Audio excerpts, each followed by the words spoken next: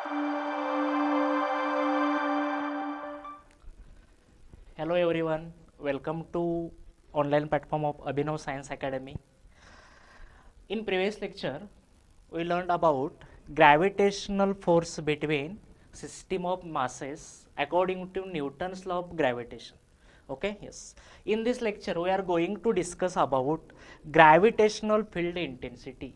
Gravitational field intensity. It is denoted by I bar. What is meant by gravitational field intensity? आपण बघितलं होतं previous लेक्चरमध्ये की gravitational force हा दोन मासेसमधला असतो आणि नंबर ऑफ सिस्टीम ऑफ मासेसमधला जर आपल्याला ग्रॅव्हिटेशनल फोर्स जर फाइंड करायचा असेल तर आपण काय करतो तो तर दोन दोनची पेअरिंग करून त्याच्यामधला ग्रॅव्हिटेशनल फोर्स फाइंड करत होतो आणि त्या सगळ्याची ॲडिशन करत होतो. म्हणजे आपण एखाद्या बॉडीमधल्या किंवा एखाद्या सिस्टीममधल्या एन नंबर ऑफ मासेसचा ग्रॅव्हिटेशनल फोर्स फाइंड करत होतो. Okay, yes. हा जो ग्रॅव्हिटेशनल फोर्स होता तो कसा होता, त्याच्या प्रॉपर्टीज काय होत्या हे आपण पहिल्या लेक्चरमध्ये डिस्कस केलं होतं. तर हा एक नॉन कॉन्टॅक्ट फोर्स आहे, बरोबर. येस, नॉन कॉन्टॅक्ट म्हणजे दोन बॉडीमधला ग्रॅव्हिटेशनल फोर्स हा दोन बॉडीला जवळ येण्याची काही गरज नाही आहे. त्या लांब असेल तरी त्याच्यामध्ये ॲट्रॅक्टिव्ह फोर्स असतो. Okay, yes.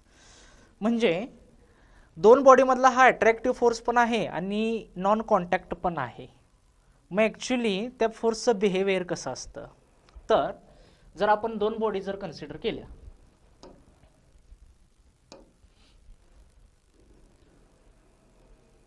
सपोज आपण दोन बॉडी जर कन्सिडर केल्या, एकाचं मास आहे m1, दुसऱ्याचं मास आहे m2. ओके, आणि ह्या दोन्हीमधलं स्पेसिफिक डिस्टन्स जर घेतला आपण स्मॉल r एवढं, तर ह्या दोन्हीमध्ये काहीतरी अट्रॅक्टिव्ह फोर्स असतो by Newton's law of gravitation. Newton's law of gravitation. The force of attraction between them F is equal to G m1 m2 upon r square. ह्या सगळ्या गोष्टी आपण प्रिव्हियस लेक्चरमध्ये बघितलेल्या आहेत. बट हा जो ग्रॅव्हिटेशनल फोर्स आहे तो नॉन कॉन्टॅक्ट फोर्स आहे आणि अट्रॅक्टिव्ह आहे. सो ह्याच्यावरून आपल्या लक्षात येतं की दोन बॉडी जरी लांब लांब असेल तरी त्याच्यामध्ये अट्रॅक्शन होत असतं. म्हणजे ह्या दोन बॉडी जरी एकमेकांच्या जवळ येत नसतील तरी सुद्धा हे अट्रॅक्शन प्रॉपर्टीज आहे. म्हणजे ह्या दोन्ही बॉडीच्या ह्या फेजमध्ये किंवा सराउंडिंगला काहीतरी फील्ड असलं पाहिजे. ओके, आणि ह्या फील्डला आपण म्हणतो ग्रॅव्हिटेशनल फील्ड इंटेन्सिटी. म्हणजे ॲक्च्युली काय करतं की ही बॉडी जी आहे ना ह्या मासवरती फोर्स ॲक्ट करतं.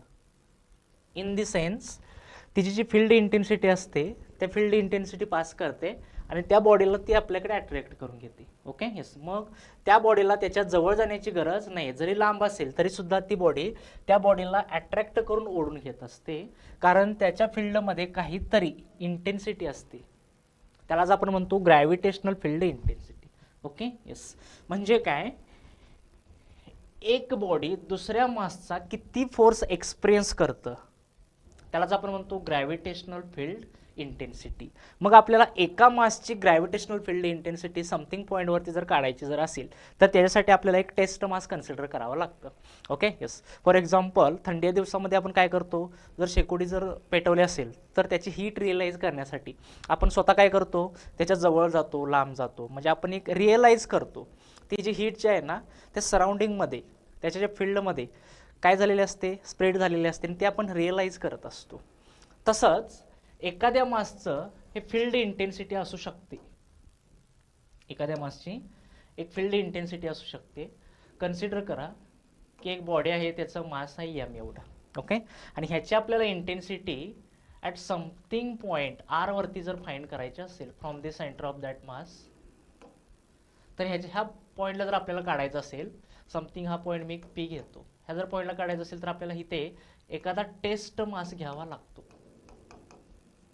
कारण टेस्टिंग करावं लागेल ना की बाबा हा मास ह्या पॉईंटवरती किती फोर्स ॲक्ट करतो किंवा एक्सपिरियन्स करतो हा टेस्ट मास. सो त्यासाठी आपल्याला हा टेस्ट मास घ्यावा लागतो. Okay, yes. So gravitational field intensity in mathematical form can be written as I is equal to gravitational force experienced per unit test mass. हा टेस्ट मास ह्याचा gravitational force किती experience करतो, म्हणजेच gravitational field intensity. Let's say equation first. Okay, from this equation we get gravitational field intensity unit and dimension. Its SI unit is given by gravitational field gravitational force unit आहे Newton आणि mass unit आहे kg. So gravitational field इंटेन्सिटीचं आपल्याला unit काय भेटलं, Newton per kg. आणि याचं dimension काय असू शकतं, डायमेन्शन्स न्यूटनचं डायमेन्शन किती असतं तर L1 m1 t minus 2 divided by kgचं dimension m1. So we get net dimension of intensity I bar is equal to L1 m0 t minus. Okay, yes, ह्या सगळ्या बेसिक गोष्टी आहेत, हे आपण फाइंड करू शकतो. तसंच ज्या डायरेक्शनला ग्रॅव्हिटेशनल फोर्स असतो त्या डायरेक्शनला ग्रॅव्हिटेशनल फील्ड इंटेन्सिटी असते. म्हणजे एखाद्या ग्रॅव्हिटेशनल फील्ड इंटेन्सिटीला फिक्स्ड मॅग्निट्यूड पण असू शकते आणि फिक्स्ड डायरेक्शन पण असू शकते. सो आपल्याला माहिती आहे की एखाद्या फिजिकल क्वांटिटीला जर फिक्स्ड डायरेक्शन आणि फिक्स्ड जर मॅग्निट्यूड असेल तर त्या क्वांटिटीला आपण म्हणतो vector quantity. Okay, so gravitational field intensity ही एक वेक्टर क्वांटिटी आहे, म्हणून ती वेक्टर क्वांटिटी रिप्रेझेंट करण्यासाठी आपण त्याच्या डोक्यावरती बार दाखवतो. Okay, yes. सो हे नेहमी लक्षात ठेवायचं की ज्या डायरेक्शनला ग्रॅव्हिटेशनल फोर्स आहे त्या डायरेक्शनला ग्रॅव्हिटेशनल फील्ड इंटेन्सिटी असते आणि त्या ग्रॅव्हिटेशनल फील्ड इंटेन्सिटीमुळं एखादं मास दुसऱ्या मासकडे अट्रॅक्ट होतं. ओके, येस, हे झालं in general about gravitational field इंटेन्सिटीचा फॉर्म्युला भेटला आपल्याला. Okay, yes. आता ह्याच एक्झाम्पलवरून आपल्याला काय फाइंड करायचं आहे तर एखाद्या पॉईंट मासची ग्रॅव्हिटेशनल फील्ड इंटेन्सिटी किती असू शकते. Okay, so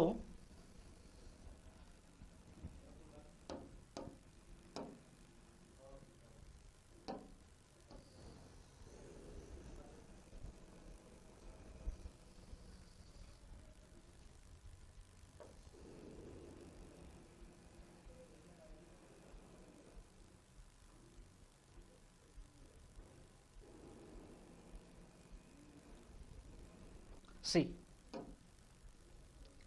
gravitational field intensity due to point mass.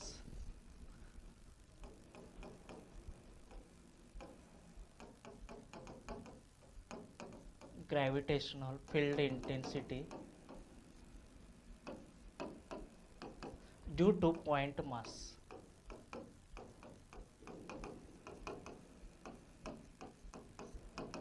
Okay, एक मास आहे आपल्याकडे, त्याला आपण पॉईंट मास म्हणलेला आहे m एवढं. ह्याची इंटेन्सिटी आपल्याला समथिंग r एवढ्या पॉईंटवरती फाइंड करायची आहे, ज्या ठिकाणी आपण टेस्ट मास कन्सिडर केलेला आहे. ओके, इंटेन्सिटीचा फॉर्म्युला काय फ्रॉम इक्वेशन 1. तर हा टेस्ट मास ह्याचा ग्रॅव्हिटेशनल फोर्स एक्सपिरियन्स किती करतो. ओके, सो आपल्याला काय गरजेचं आहे, टेस्ट मास तर आपण घेतलेलेच आहे, तर ही बॉडी किंवा हे मास ह्या टेस्ट मासवरती किती फोर्स अप्लाय करतं. So by using Newton's law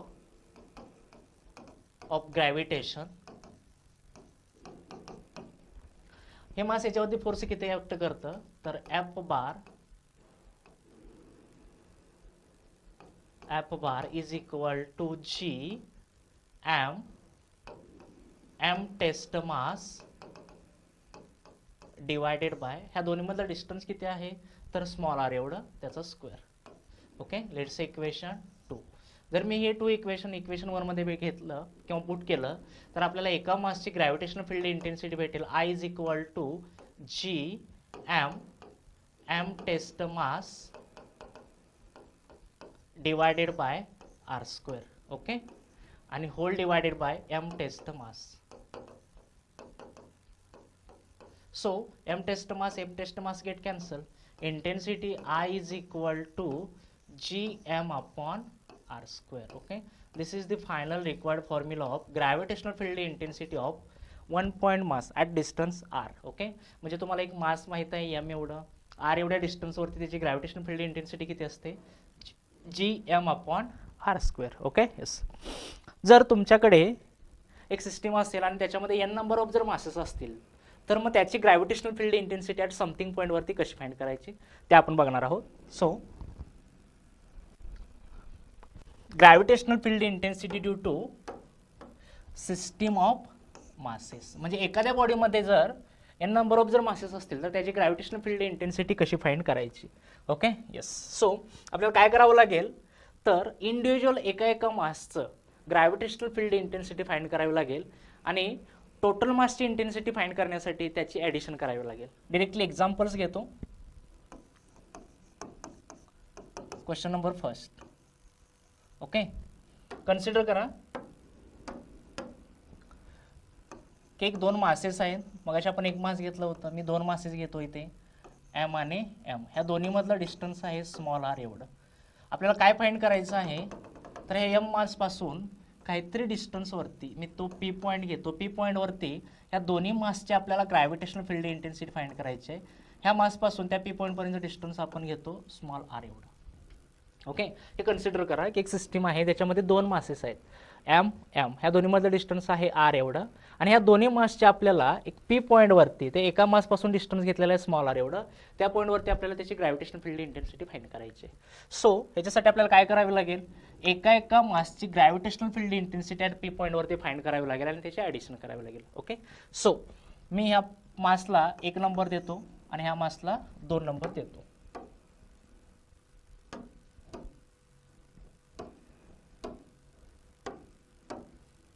okay this is first mass, this is second mass. So ह्या मासची इंटेन्सिटी काहीतरी असेल. डायरेक्शन कुठं असणार आहे आपल्याला पी पॉईंटवरती काढायचे आहे. सो मी इंटेन्सिटी डायरेक्शन इकडे दाखवतो आणि मी त्याला I1 बार म्हणतो. ह्या मासची सुद्धा इंटेन्सिटी आपल्याला पी पॉईंटवरती काढायची आहे.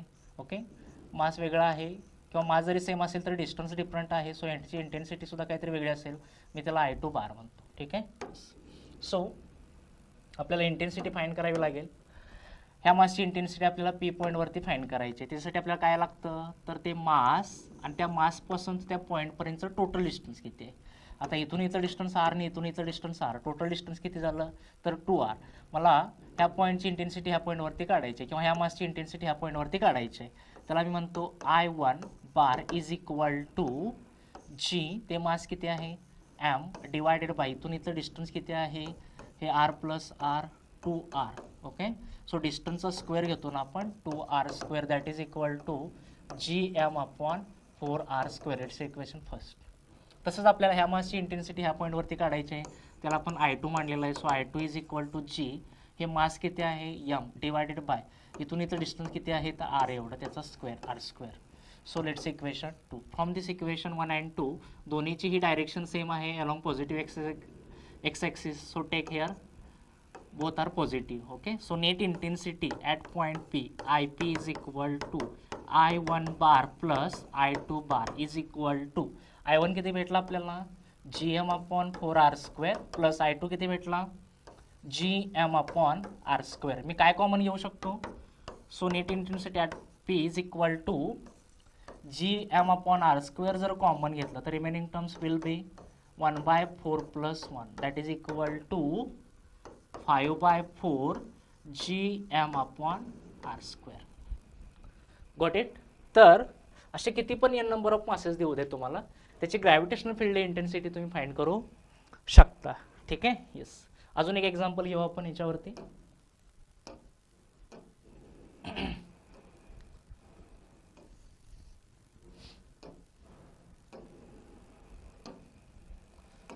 Example number 2.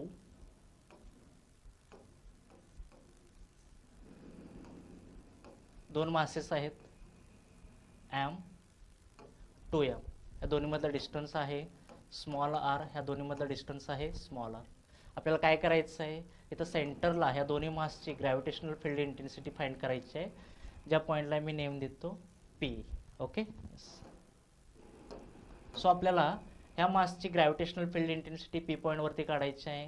ह्या मासला मी पोझिशन देतो 1. So intensity me let intensity of this mass I1 direction इकडे आहे मी पॉझिटिव्ह घेतो.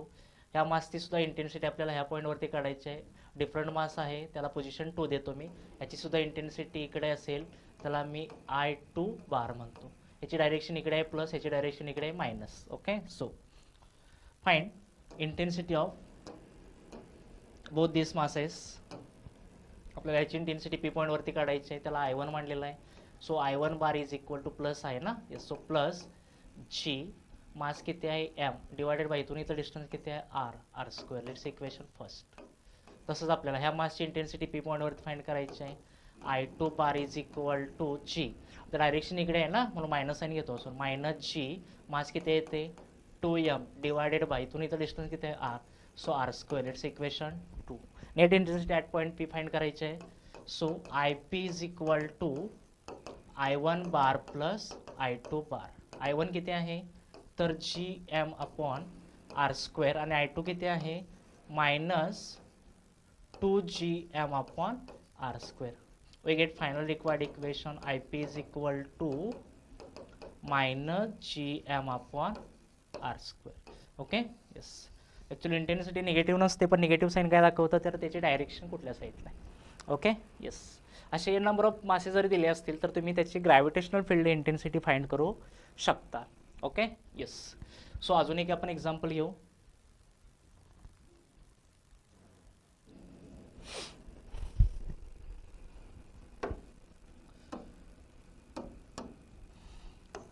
Example number 3. सपोज आपल्याकडे एक दोन मासेस आहेत एम एम, या दोन्हीमधलं डिस्टन्स आहे आर आर. ओके, या दोन्ही मासेसची आपल्याला ग्रॅव्हिटेशनल फील्ड इंटेन्सिटी पी पॉईंटवरती बरोबर सेंटरला फाइंड करायची आहे. Okay, yes.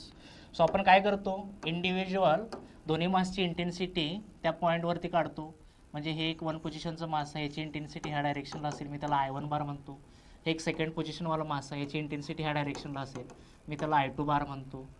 ह्या I1ला आपण पॉझिटिव्ह घेतो आणि ह्या I1ला आपण निगेटिव्ह घेतो कारण ते निगेटिव्ह x6 वरती आहे.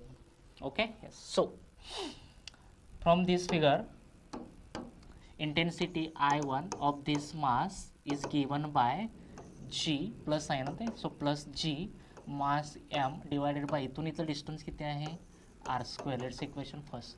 तसंच ह्या मासची आपल्याला इंटेन्सिटी ह्या पॉईंटवरती काढायची आहे, त्याला आपण I2 मांडलेला आहे. So I2 is equal to direction इकडे असल्यामुळे आपण निगेटिव्ह साईन देतो minus G M divided by इथून इथलं डिस्टन्स किती आहे आरचा square. From equation okay, yes. So net intensity at point P is equal to I1 bar plus I2 bar is equal to I1 किती आहे GM upon R square, I2 किती आहे minus GM upon R square. So GM upon R square minus GM upon R square will get cancel. So we get net intensity at point P is equal to 0. Okay, yes. म्हणजे आपण जसं gravitational फोर्ससाठी बघितलं होतं for system of masses, symmetric केसमध्ये सेंट्रलचा force जसा 0 असतो तसंच इथे पण आहे. तर सिमेट्रिक केसमध्ये सेंटरची ग्रॅव्हिटेशनल फील्ड इंटेन्सिटी सुद्धा 0 असते. फॉर एक्झाम्पल ह्या मासमध्ये जर आपण बघितलेलंच आहे, हे दोन मास सेम आहेत, डिस्टन्स पण सेम आहे. ॲट सेंटरवरती म्हणजे सिमेट्रिक केसमध्ये सेंटरला त्याची ग्रॅव्हिटेशनल फील्ड इंटेन्सिटी किती असते 0 असते. सो कोणतीही केस असू दे, in every symmetric case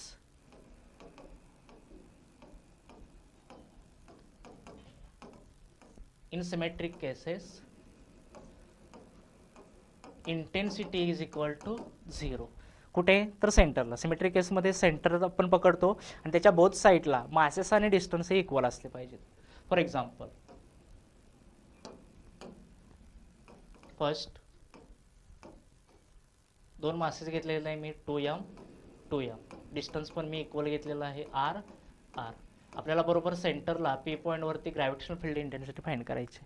symmetric case आहे का तर आहे. काय आहे तर दोन्हीही मासेस सेम आहेत, दोन्हीही मास पासूनचं त्या पॉईंटपर्यंतचं डिस्टन्स पण सेम आहे. सो ह्याची सेंटरची gravitational field intensity at point P किती असणार आहे 0, कारण ही सिमेट्रिक केस आहे. ओके, मग सिमेट्रिक केस कोणती पण असू दे, त्याची सेंटरची ग्रॅव्हिटेशनल फील्ड इंटेन्सिटी ही किती असते तर 0 असते. ओके, अनदर एक्झाम्पल, तुम्ही ट्रायंगल जरी घेतला तरी सुद्धा इक्विलॅटरल ट्रायंगल जर घेतला आपण, त्याच्या व्हर्टायसेसला जर मासेस ठेवले एम एम एम आणि त्याच्या साईड जर घेतल्या आपण आर आर आर, तर त्याची सेंटरची gravitational field intensity at point P वरती किती असणार आहे तर IP is equal to 0. Okay, अजून एक एक्झाम्पल घेऊ आपण. जरी तुम्ही स्क्वेअर जरी घेतला, स्क्वेअर म्हणजे त्याच्या साईड सेम आल्या, मी आर आर घेतो, काही पण असू शकतात.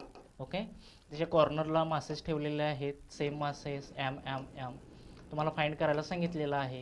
तर त्या चारही मासपासून मिळणारी ग्रॅव्हिटेशनल फील्ड इंटेन्सिटी सेंटरला किती असणार ॲट पॉईंट पी, तर I P is equal to C. Okay, म्हणजे नेहमी लक्षात ठेवायचं की सिमेट्रिक केसमध्ये gravitational field intensity at centre is equal to 0. ठीक आहे. येस. सो अजून थोडे एक्झाम्पल्स घेऊ आपण. To find gravitational field intensity at something point,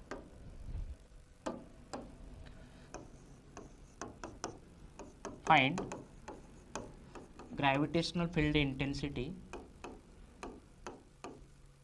at point P due to system of masses. कारण त्याचं आपण आता बघत आहे.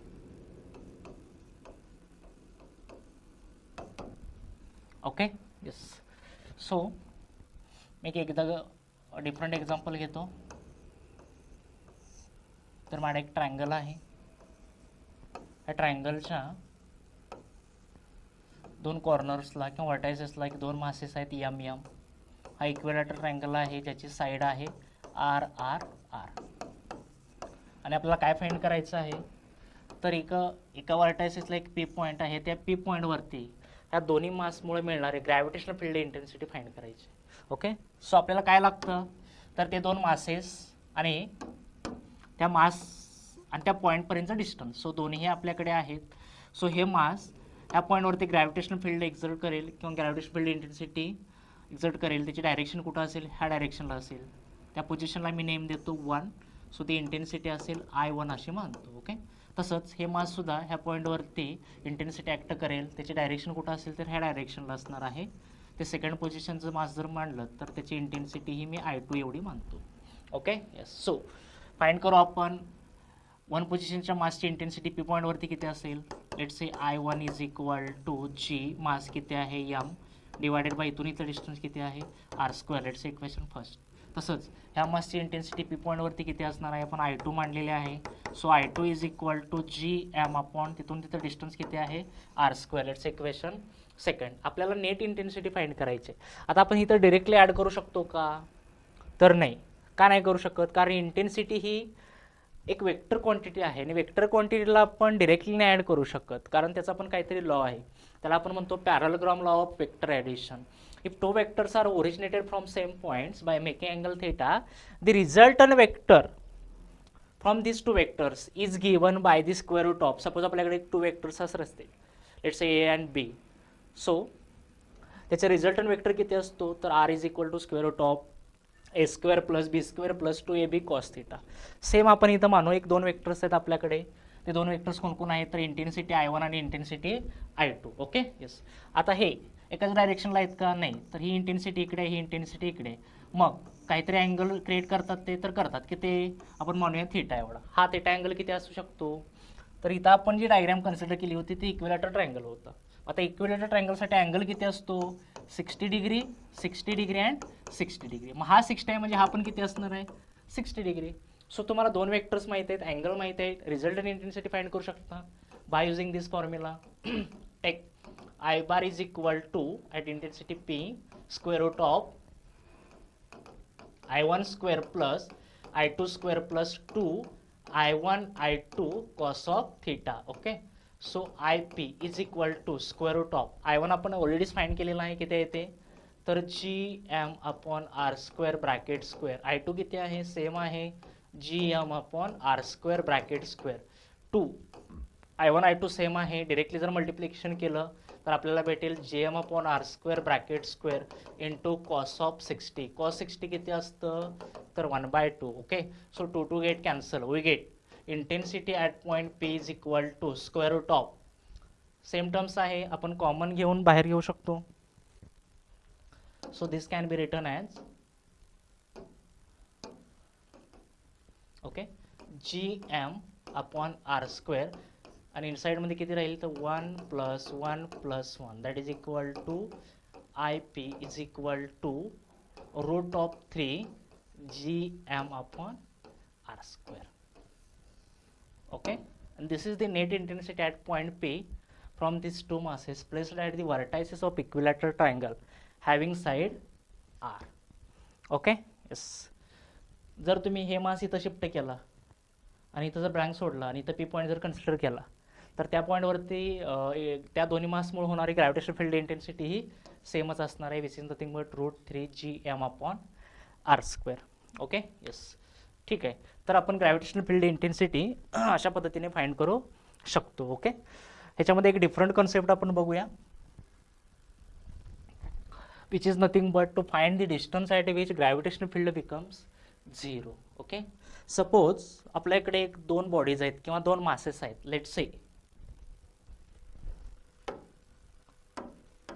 दोन मासेस आहेत आपल्याकडे, let's say m1 and m2, आणि त्या दोन्ही बॉडीजमधलं किंवा मासेसमधलं जे डिस्टन्स आहे ते स्मॉल r एवढं आहे. आपल्याला फाइंड काय करायचं आहे, तर ह्या दोन्ही बॉडीजच्या अलॉंग काहीतरी ॲक्सिसवरती समथिंग पॉईंटवरती ग्रॅव्हिटेशनल फील्ड इंटेन्सिटी ही 0 असणार आहे. म्हणजे ह्या मासची सुद्धा इंटेन्सिटी ह्या डायरेक्शनला काहीतरी असेल, त्याला मी I1 म्हणतो, फर्स्ट पोझिशनचं मास. हे सेकंड पोझिशनचं मास, ह्याची सुद्धा इंटेन्सिटी ह्या डायरेक्शनला काहीतरी असणार आहे, मी त्याला I2 म्हणतो. ह्या दोन्हीची कंबाईन इंटेन्सिटी समथिंग पॉईंटवरती म्हणजे नेट इंटेन्सिटी बिटवीन किंवा due to this point is equal to 0 असणार आहे. ते पॉईंट किंवा ते डिस्टन्स शोधायचं आपल्याला from one of the mass m1. Okay. So काय करावं लागेल, आपल्याला एक डिस्टन्स कन्सिडर करावं लागेल. किती, तर x एवढं डिस्टन्स मी कन्सिडर करतो. कुठल्या मासपासून, m1 मासपासून, जिथं ग्रॅव्हिटेशनल फील्ड इंटेन्सिटी 0 आहे. ओके. मग m2 पासूनचं ते डिस्टन्स किती असणार आहे, तर टोटल डिस्टन्स r आणि हे x, म्हणजे हे डिस्टन्स किती असणार आहे, तर r - x. Okay yes. त्या पॉईंटवरती आपल्याला काय फाइंड करायचं आहे किंवा ते डिस्टन्स फाइंड करायचे आहे जिथं ग्रॅव्हिटेशन फील्ड इंटेन्सिटी 0 असते. Okay yes. सो बघू आपण ते डिस्टन्स किती असेल. ओके. आपण काय म्हटलेलं आहे, तर net intensity is equal to 0, तो पॉईंट आपल्याला पाहिजे. Okay yes. नेट इंटेन्सिटीमध्ये addition of I1 plus I2 is equal to 0. Okay. So I1 किती आहे फ्रॉम दिस इक्वेशन किंवा फ्रॉम दिस फिगर, ह्या मासची इंटेन्सिटी आपल्याला ह्या पॉईंटवरती काढायची आहे. इथं P पॉईंट असं कन्सिडर करा. ठीक आहे. हे मास माहिती आहे, m1 एवढा आपण कन्सिडर केलेला आहे. इथून इथं डिस्टन्स किती आहे, तर x एवढं. तर m1 मासचं P पॉईंटवरती x डिस्टन्सवरती इंटेन्सिटी किती असणार आहे, it's equation first. I1 bar is equal to g m1/x², it's equation first.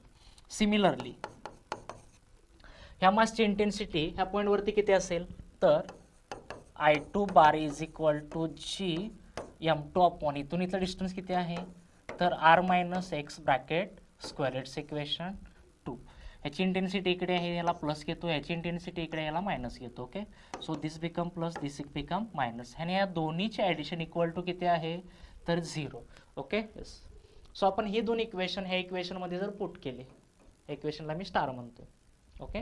Then we get I1 bar plus I2 bar is equal to 0. I1 किती आहे, g m1/x², okay, minus g m2/r - x² equal to 0. Okay. ह्या टर्म्सला मी जर इकडे नेलं तर g m1/x² is equal to g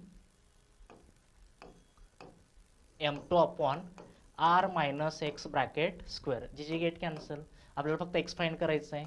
so we get x m1/x² is equal to m2/r - x².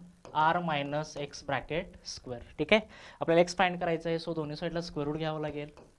So √m1/x is equal to √m2/r - x. From solving this equation we get x. मी या साईडला नेतो, तर r - x √ is equal to x √m2. आपल्याला x find करायचं आहे, so हे m1 त्याला मल्टिप्लाय करून द्या, r √m1 - x √m1 is equal to x √m2. आपल्याला फक्त x फाइंड करायचं, एक्स्ट्रा टर्म्स एका साईडला न्या.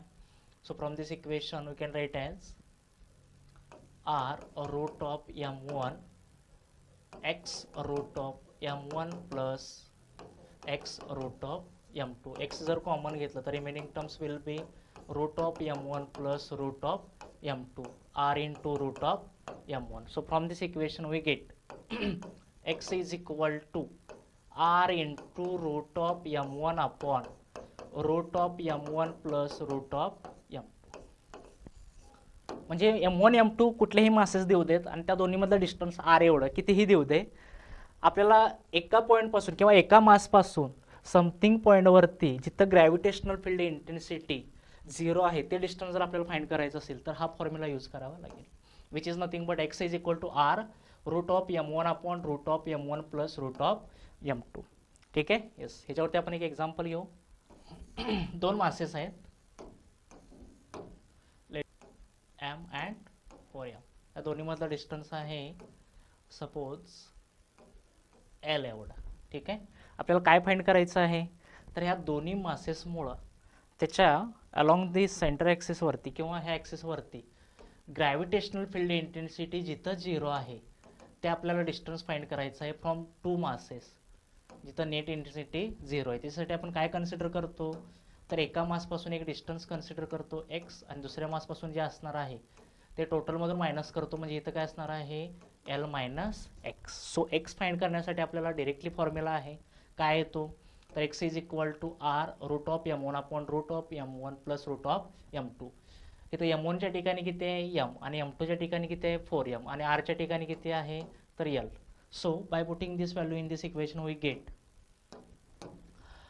x is equal to r च्या ठिकाणी l इंटू रूट ऑफ m1च्या ठिकाणी m divided by root of m1च्या ठिकाणी m प्लस रूट ऑफ m2च्या ठिकाणी 4m. Okay. So x is equal to l root of m divided by root of m plus 2 root of m. We get l root of m divided by 3 root of m. Okay. Root m cancel. X is equal to l by 3. Okay. कुठल्या मास पासून तर m मास पासून x distance जे आहे l by 3 त्या पॉईंटवरती gravitation field intensity किती असणार आहे 0. मग 4m मास पासून त्याची इंटेन्सिटी 0 असणार, डिस्टन्स किती असणार आहे तर x 4m is equal to l minus x of m mass. So l minus l by 3 that is equal to 2l by 3. Okay.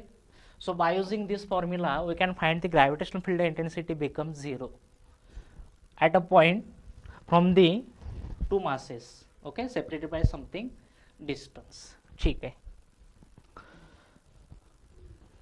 Next gravitational field intensity due to uniform body. आतापर्यंत जे आपण बघत होतो ते point मासेसचं gravitational field intensity बघत होतो.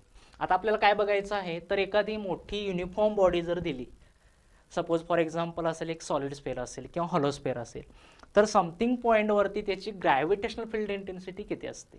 Okay. Yes. So मी एक इनिशियल बॉडी कन्सिडर करतो की युनिफॉर्म बॉडीमध्ये gravitational field intensity due to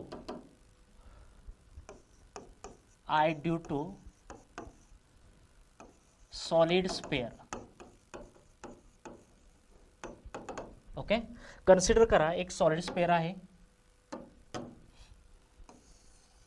solid म्हटलं की त्याचं पूर्ण काहीतरी मास असणार आहे. ओके. याचं टोटल मास आहे कॅपिटल एम एवढं, ह्याची रेडियस आहे कॅपिटल आर एवढी. ठीक आहे. आणि आपल्याला काय फाइंड करायचं आहे तर ह्या पूर्ण सॉलिड स्पेअरचं gravitational field intensity at something small r outside P पॉईंटवरती फाइंड करायचे आहे. Okay. So gravitational field intensity find करण्यासाठी आपल्याला काय लागतं तर intensity I is equal to outside म्हणतो हा मी त्याला, intensity I outside is equal to G, त्या बॉडीचं मास किती आहे कॅपिटल एम डिवायडेड बाय त्या बॉडीचं सेंटरपासून त्या पी पॉईंटपर्यंत डिस्टन्स किती आहे तर स्मॉल आरचा square. Let's equation first. Okay. Yes. याच्यामध्ये इंटेन्सिटी कशी व्हॅरी होते तर I out is inversely proportional to R square. म्हणजे जसं जसं डिस्टन्स वाढेल तशी इंटेन्सिटी काय होते कमी कमी होत जाते. ओके. येस. आता आपल्याला कुठं फाइंड करायचं आहे, सरफेसवरती. सरफेसवरती म्हणजे ही डिस्टन्स आपण हळूहळू कमी कमी करत आणणार आहे. कुठंपर्यंत, इथंपर्यंत. इथं कंडिशन काय आहे, तर हे जे स्मॉल आर असणार आहे ते इज इक्वल टू काय असणार आहे, capital R. Okay. So second condition, सरफेसवरती आपल्याला फाइंड करायची आहे gravitational field intensity. So G M upon distance किती घेणार आहे आपण, since small R is equal to capital R, so capital आरचा स्क्वेअर. आता इथे इंटेन्सिटी काय असणार आहे, तर मॅक्झिमम असणार आहे. ओके. येस. परत अजून आपल्याला आतमध्ये फाइंड करायची आहे. ती इंटेन्सिटी किती असते, समथिंग इनसाइड आर डिस्टन्स. जर आपण ह्या पॉईंटला कन्सिडर केलं तर ह्या पॉईंटला आपल्याला इंटेन्सिटी फाइंड करायची आहे स्पेअरच्या आतमध्ये. ती इंटेन्सिटी किती असते, तर I inside is equal to G M R upon R cube. Okay, where small r be the to find distance at which gravitational field intensity due to this solid sphere, and capital R be the radius of that sphere and m be the mass of that sphere. इथं gravitational field intensity आणि जे distance वरती find करायचं त्याचं relation काय आहे, तर I inside is directly proportional to R. Okay. आणि इथं आरची व्हॅल्यू जर आपण 0 पुट केली म्हणजे काय, तर आपण जसं जसं आतमध्ये जाऊ कुठंपर्यंत, सेंटरपर्यंत, तिथं आरची व्हॅल्यू किती असणार आहे, 0. So intensity at centre is equal to आरची व्हॅल्यू जर आपण 0 पुट केली तर इंटेन्सिटी आपल्याला किती भेटते, 0 भेटते. ओके. आणि इनसाइडला जसं जसं डिस्टन्स वाढेल तशी तशी इंटेन्सिटी काय होते, वाढत जाते. कुठंपर्यंत, सरफेसपर्यंत. आणि त्याच्यानंतर मग हळूहळू बाहेर काय होते, जसं डिस्टन्स वाढेल तशी इंटेन्सिटी कमी होते. मग तुम्हाला जर ग्राफिकली रिप्रेझेंटेशन जरी विचारलं तर त्याचं व्हॅरिएशन असं असू शकतं. ओके. लाईक दिस.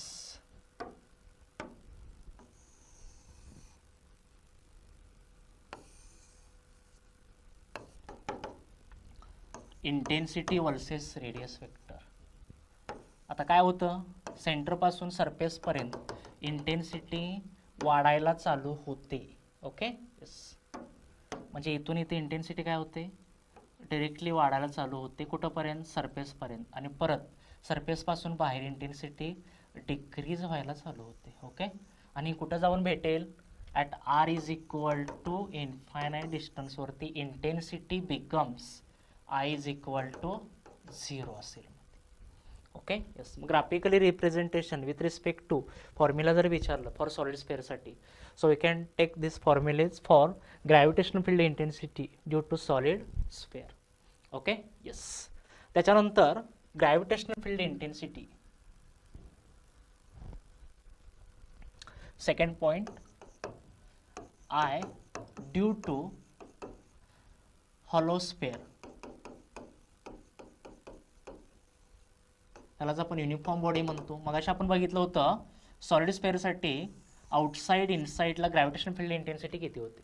आता हॉलो स्पेअर म्हणजे आतमधून पोकळ आहे, फक्त वरचा सरफेस एरिया आहे, त्याचा मास आहे कॅपिटल एम आणि रेडियस आहे कॅपिटल आर. आपल्याला काय फाइंड करायचं आहे, तर हे हॉलो स्पेअरची ग्रॅव्हिटेशनल फील्ड इंटेन्सिटी समथिंग आउटसाइडला फाइंड करायचे आहे, जे डिस्टन्स आपण आर एवढं मानतो. त्याला पी पॉईंट घेऊया आपण. ओके. येस. सो आउटसाइडला इंटेन्सिटी किती असणार आहे, तर त्यासाठी आपल्याला त्याचं मास माहिती असावं लागतं आणि त्याचं डिस्टन्स माहीत असावं. Okay. So first one, at outside due to hollow sphere, G mass किती आहे त्याचं, कॅपिटल एम डिवायडेड बाय तिथून इथलं डिस्टन्स किती आहे, small R square. Here condition is that small R is greater than capital R. Okay. Yes. आणि vary कसं होतं, तर I outside is inversely proportional to R square. म्हणजे बाहेर जसं जसं डिस्टन्स वाढेल तशी इंटेन्सिटी काय होणार आहे, कमी कमी होत जाणार आहे. ठीक आहे. येस. त्याच्यानंतर सेकंड, आता मला ह्या हॉलो स्पेअरची ग्रॅव्हिटेशनल फील्ड इंटेन्सिटी सरफेसवरती फाइंड करायची.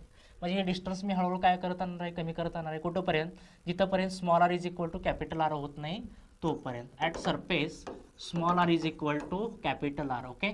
So intensity at that point किती असणार आहे, I surface is equal to G M upon small आरच्या ठिकाणी capital R square. Okay. Yes. जिथे इंटेन्सिटी मॅक्झिमम असणार आहे. आणि थर्ड वन इज इनसाइड, म्हणजे आपण काहीतरी समथिंग आतमध्ये जर पॉईंट घेतला स्मॉल आर एवढा, इथे आपल्याला ग्रॅव्हिटेशन फील्ड इंटेन्सिटी काढायची ह्या मासची. मग तिथे इंटेन्सिटी किती असणार आहे, तर आतमध्ये काहीच मास प्रेझेंट नाही आहे. काहीच मास जर प्रेझेंट नसेल तर मग आतमध्ये इंटेन्सिटी किती असणार आहे, तर I inside is equal to 0. हे नेहमी लक्षात ठेवायचं. Okay, yes. आणि याचं जर ग्राफिकली रिप्रेझेंटेशन जर विचारलं तर we can draw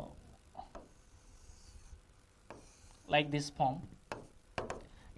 Draw intensity along y-axis and displacement or radius vector along x-axis. Okay, आता सुरुवातीला इनसाइडला 0 असते, कुठंपर्यंत? सरफेसपर्यंत. सो सरफेसपर्यंत आपण इंटेन्सिटी किती मानणार आहे? तर 0. ओके, आणि त्याच्यानंतर सरफेसपासून ती काय होते? तर डिक्रीज व्हायला चालू होते. म्हणजे the variation of gravitational field intensity due to hollow sphere with respect to radius, त्याचं ग्राफिकली रिप्रेझेंटेशन ह्या पद्धतीनं असू शकतं. ओके, हे झालं gravitational field intensity regarding uniform body. Okay, yes. आता याच्यावरती आपण एक एक्झाम्पल बघणार आहे विच इज नथिंग बट हे एक्झाम्पल बघा, नीट 2022साठी विचारलं होतं. अगदी सिम्पल क्वेश्चन आहे. A body of mass 60 gram, जे काही गिवन दिलेलं आहे ते पटकन लिहून घ्यायचं. ते बॉडीचं मास किती आहे? Solution given that m is equal to 60 gram. Okay, आता इथे युनिट बघा, न्यूटन के जी, न्यूटन के जी. म्हणजे याचं कन्वर्जन आपल्याला के जीमध्ये करावं लागेल. 60 into 10⁻³ kg. Okay, so this can be written as 6 into 10⁻² kg. मास भेटलं. त्याच्यानंतर एक्सपिरियन्स ग्रॅव्हिटेशनल फोर्स, ते मास किती ग्रॅव्हिटेशनल फोर्स एक्सपिरियन्स करतं, म्हणजे एक्सपिरियन्स करत असताना ग्रॅव्हिटेशनल फोर्स हे टेस्ट मास असणार आहे. सो आपण याला एम टेस्ट मास म्हणू शकतो. किती फोर्स एक्सपिरियन्स करतं? तर F bar is equal to 3 newton. Okay, and placed at a particular point the magnitude of the gravitational field intensity at that point is. Okay, म्हणजे काय म्हणलेलं आहे त्यांनी, दुसरे काहीतरी मास असेल, त्याची इंटेन्सिटी एक समथिंग पॉईंटवरती काय असणार आहे, जिथं टेस्ट मास त्यांनी घेतलेला आहे, M test mass 60 gram. Okay, आणि ते किती ग्रॅव्हिटेशनल फोर्स एक्सपिरियन्स करतं? तर F is equal to 3 newtons. तर इंटेन्सिटी किती असणार आहे त्याचा आपल्याला फॉर्म्युला माहीत आहे directly. Gravitational field intensity is nothing but gravitational force experienced per unit test mass. Okay, so intensity I is equal to किती ग्रॅव्हिटेशनल फोर्स एक्सपिरियन्स करतं? तर 3 newtons. Okay, so 3 divided by test मास, ते mass किती आहे? 60 gram और 6 into 10⁻² kg. 6 into 10⁻² kg. Okay, so this can be written as 3 to 1/2 into 10⁻². Okay, और 0.5 into 10⁻², और this can be written as 50 newton. Okay, sorry, newton per kg. Okay, and required option is 1. Okay, असे साधे साधे questions विचारतात. Gravitational field intensity खूप important point आहे आणि याचे ॲप्लिकेशन्स आपण ग्रॅव्हिटेशनल पोटेन्शियलमध्ये सुद्धा बघणार आहोत. Okay, yes. आय होप की व्हिडिओ आवडला असेल किंवा ऑल कन्सेप्ट क्लिअर झाला असेल. That's it. Thank you so much.